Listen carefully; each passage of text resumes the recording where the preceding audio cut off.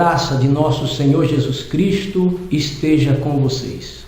Estamos de volta dando início ao auxílio bíblico para a escola dominical, lição de número 2 do segundo trimestre de 2016, cujo tema é a necessidade universal da salvação em Cristo.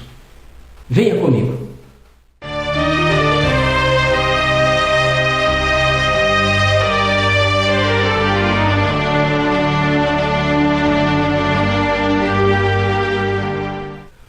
O pecado de Adão e Eva afetou toda a humanidade. Por isso, as Escrituras afirmam que todos pecaram e destituídos estão da glória de Deus. Romanos 3:23.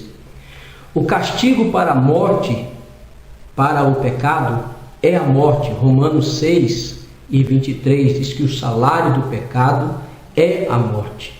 Porém, Deus, por sua infinita graça, pelo seu grande amor e misericórdia, enviou o seu Filho Jesus Cristo ao mundo para morrer por nossos pecados. O Filho de Deus morreu pelos judeus e também pelos gentios, pois ambos necessitam da salvação em Jesus Cristo. A salvação não pode ser alcançada pelo cumprimento da lei ou por qualquer tipo de esforço ou sacrifícios humanos. Somos libertos do poder do pecado unicamente pela graça de nosso Senhor e Salvador Jesus Cristo.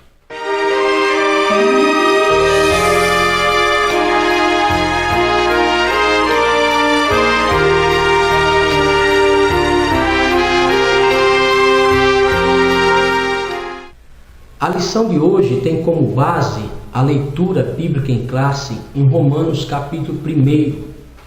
Veja o que diz o versículo 17 e também o versículo 18. Paulo está dizendo: porque nele se descobre a justiça de Deus de fé em fé, como está escrito, mas o justo viverá da fé. Versículo 18.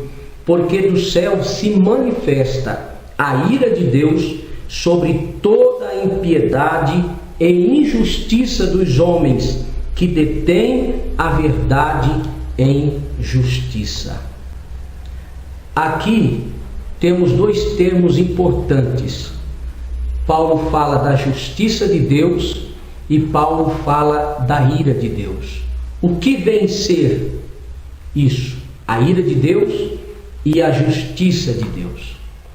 Nós vamos verificar que o apóstolo Paulo, com muita frequência, ele usa em suas epístolas a ira, que vem do grego orgê. Conforme o apóstolo Paulo está dizendo aqui na epístola aos Romanos, a realidade da ira de Deus é o motivo pelo qual as pessoas precisam receber a justiça proveniente de Deus. A ira de Deus é a resposta dele ao pecado. Ele tem um aspecto presente e futuro.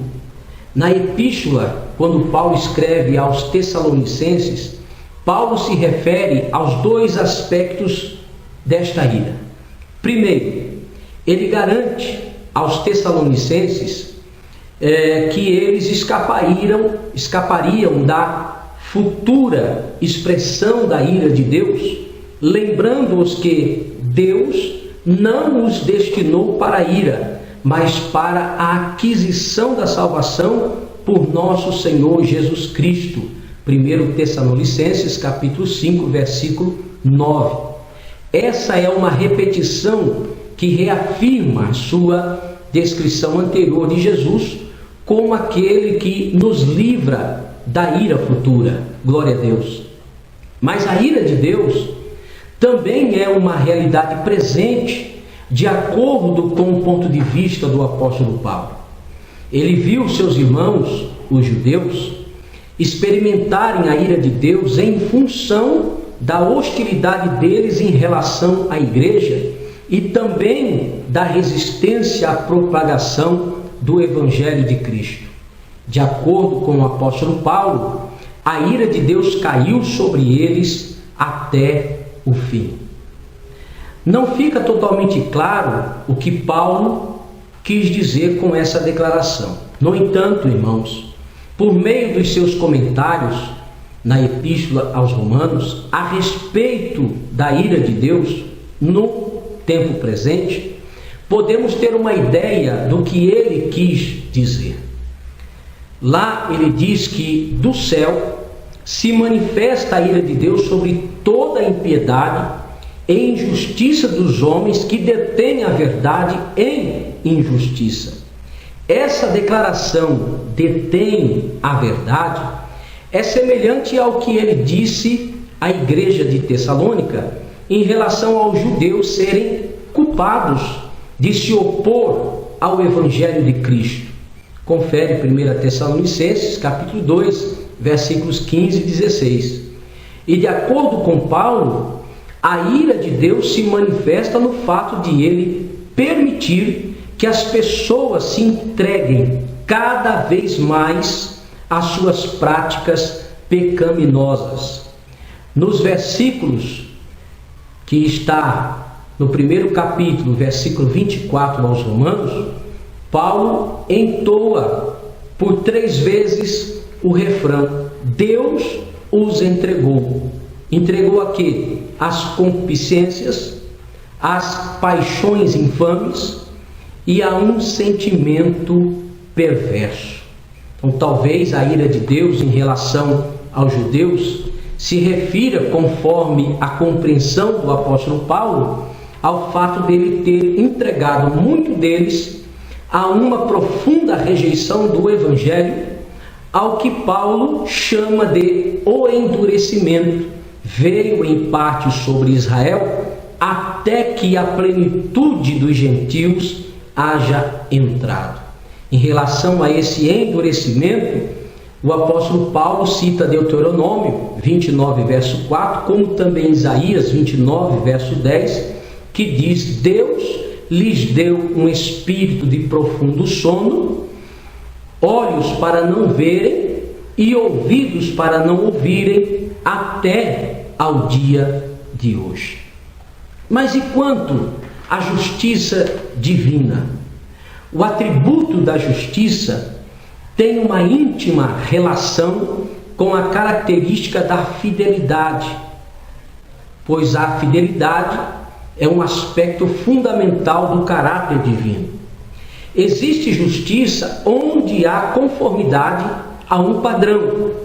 Por exemplo, no Antigo Testamento, os israelitas receberam ordem de usar peso justo em seus produtos, isto é, medidas de acordo com um padrão específico. Deuteronômio 25, verso 15. O negociante não podia usar o peso de 1 quilo para a venda do meio quilo de uma mercadoria.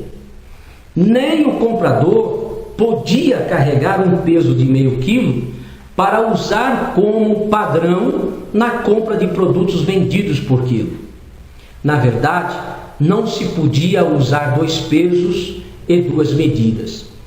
O peso da mercadoria tem de ser o real, 1 quilo por 1 quilo, ou seja, o peso justo e correto.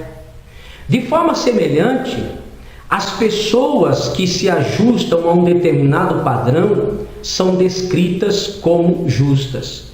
O padrão ao qual o povo de Deus deve se conformar é a vontade de Deus, principalmente conforme ela é expressa nos mandamentos e nas proibições das Sagradas Escrituras. Disse também que Deus é justo quando ele age de acordo com sua vontade declarada, fazendo o que ele disse que faria. O termo usado ou dado ao estudo que faz a defesa da justiça de Deus é o termo teodiceia. Paulo, em relação às 2 áreas em particular, ele se dedica à teodiceia e lida com a questão da justiça de Deus. Uma delas diz respeito à fidelidade de Deus para com a nação de Israel e ao lugar que essa nação ocupa no plano divino da salvação, conforme encontramos em Romanos capítulo 9 ao capítulo 11, que estaremos estudando futuramente. Então, nessa discussão, o apóstolo Paulo propõe e pergunta: acaso Deus é injusto? Romanos 9,14. Na execução desse plano de salvação, o apóstolo Paulo responde com inequívoca negativa: de modo nenhum.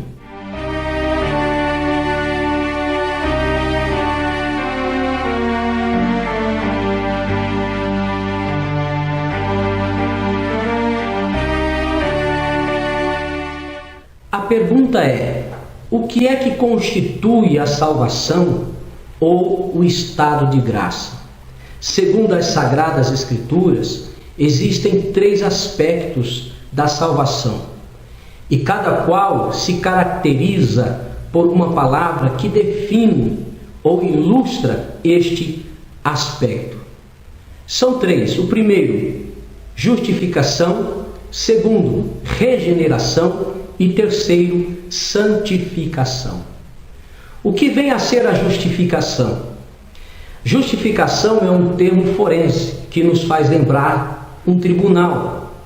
O homem culpado e condenado perante Deus é absolvido e declarado justo, ou seja, ele é justificado. O que é regeneração? Regeneração, a experiência subjetiva que envolve a adoção, que é o privilégio objetivo, sugerem uma cena familiar. A alma morta em transgressões e ofensas precisa de uma nova vida, sendo esta concedida por um ato divino de regeneração. A pessoa, por conseguinte, torna-se herdeira de Deus e membro de sua família. E no que diz respeito à santificação? A palavra santificação sugere uma cena do templo, pois essa palavra relaciona-se com o culto a Deus.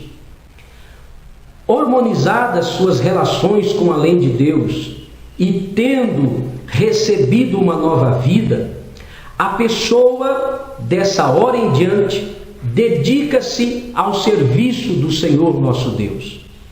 Comprado por elevado preço, já não é dono de si mesmo, não mais se afasta do templo, logicamente de uma forma figurada, mas serve a Deus de dia e de noite.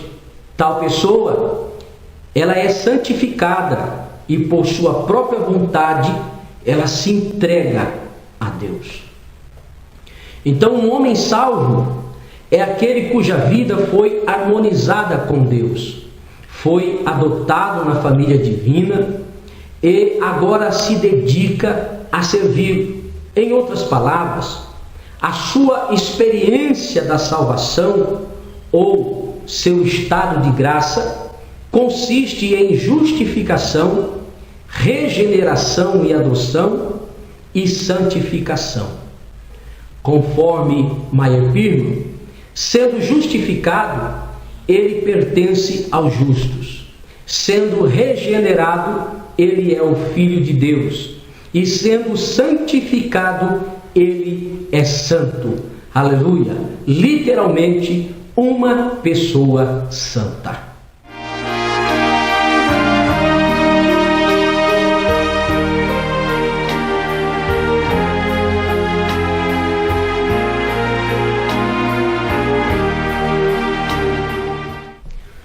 O apóstolo Paulo retratou de uma forma clara a inevitável decadência em direção ao pecado.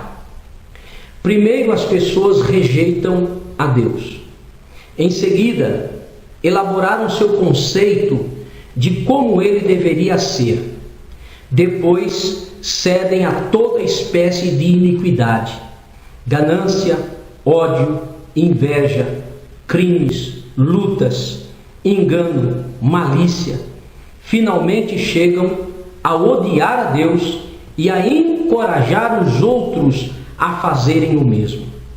Mas Ele, o próprio Deus, não é o agente dessa progressão e direção ao mal. Quando as pessoas o rejeitam, Deus permite que experimentem as consequências naturais dos pecados que eles praticam. Uma vez preso nesse movimento descendente rumo ao pecado, ninguém, ouça bem, ninguém poderá libertar-se por sua própria força. Os pecadores devem confiar somente em Cristo Jesus para libertá-los da destruição. O apóstolo Paulo, escrevendo a Tito, no capítulo 3, versículo 3 ao 7, ele diz o seguinte: porque também nós éramos, noutro tempo, insensatos, desobedientes, extraviados, servindo a várias concupiscências e deleites, vivendo em malícia e inveja, odiosos, odiando-nos uns aos outros. Mas quando apareceu a benignidade e caridade de Deus, nosso Salvador, para com os homens, não pelas obras de justiça que houvéssemos feito, mas segundo a sua misericórdia, nos salvou pela lavagem da regeneração e da renovação do Espírito Santo, que abundantemente Ele derramou sobre nós, por Jesus Cristo, nosso Salvador, para que, sendo justificados pela sua graça, sejamos feitos herdeiros segundo a esperança da vida eterna. Aleluia.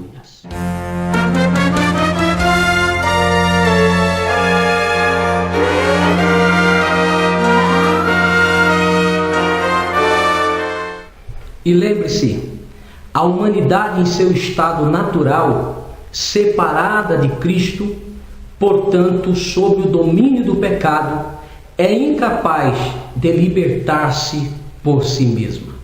Que Deus abençoe e até a próxima.